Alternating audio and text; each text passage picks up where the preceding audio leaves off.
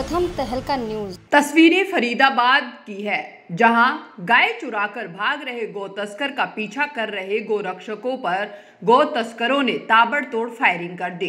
दरअसल इन तस्वीरों में आप देख सकते हैं कि किस तरह से गौ तस्कर आगे भाग रहे हैं और गौ रक्षक उनका पीछा कर रहे हैं। तस्करों का पीछा कर रहे गौ रक्षक दल से अशोक बाबा ने कहा कि वह हर रोज की तरह डबुआ मंडी में गायों को गुड़ खिलाने और ठंड में ठिठुर रही गायों को कंबल डालने के लिए आते थे कि तभी उन्होंने देखा कि कुछ गौ तस्कर एक पिकअप गाड़ी में गायों को ठूस ठूस कर भर रहे थे, जिन्हें उन्होंने रोकने का प्रयास किया तो तस्करों ने उन पर गाड़ी चढ़ाने का प्रयास किया, लेकिन वह बच गए। जिसके बाद गौ तस्कर गाय से भरी पिकअप गाड़ी को लेकर भागने लगे, जिसका उन्होंने अपनी टीम के साथ पीछा किया तो उनकी गाड़ी का टायर एक सरिये से लगकर कट गया, लेकिन तस्कर रुके नहीं। उन्हें रोकने के लिए अपनी गाड़ी से सभी गायों को सड़क पर फेंकते हुए गाड़ी को फरीदाबाद के अलग अलग इलाकों से लेकर भागते हुए सिकरोना इलाके तक पहुंच गए। इस दौरान उन्होंने इसकी सूचना डबुआ थाना को दी तो पुलिस अलर्ट हो गई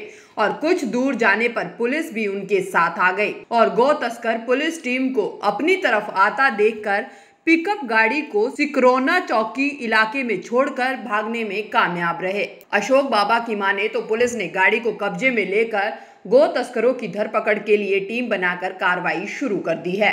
आज सुबह की बात, करीब 3-3:30 बजे की बात है।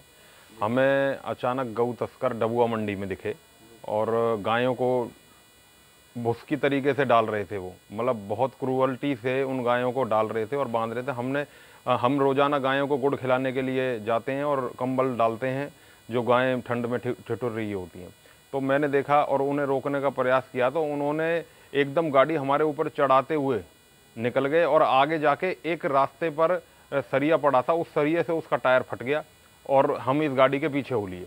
जैसे जैसे हम इस गाड़ी के पीछे हो लिए और ये हमारे ऊपर गायें डालती रही, मगर हम रुके नहीं। आगे जाके इसका भनकपुर गांव में हमने इसको, वहाँ पर ये रुक गई, अपने आप छोड़कर इसको भाग गए वो लोग फायरिंग करते हुए। तो आपके और तस्करों के बीच में फायरिंग हुई है? हाँ जी।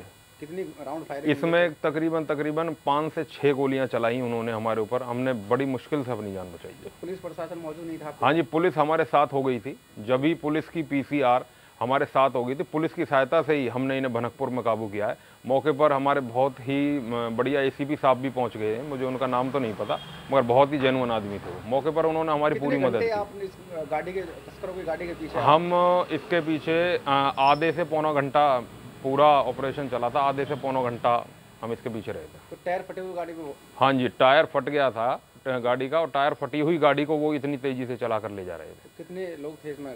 इसमें 7 से 8 लोग थे और 6 गौवंश थे, और जिसमें से 2 गौवंश तो मर गए हैं और 4 गौवंश सकुशल छुड़ाया गया जिनको। तो इस मामले को पुलिस ने कोई आरोपी गिरफ्तार किया तक? नहीं, अभी तक हमने दरखास्त दी है। अब पुलिस रात से ही लगी हुई है इन आरोपियों की धरपकड़ पे।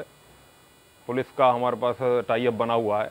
तो गाड़ी को कब्जे में ले लिया गया? हाँ जी, गाड़ी को कब्जे में ले लिया गया है और कार्रवाई कर दी। कहाँ के गाड़ी गाड़ी इस टाइम सिकरोना चौकी में है और डबुआ एसएचओ हैं जो, उनके साथ हमने वो अपने सूचना साझा किए हैं जो हमारे साथ हुआ है अब तक।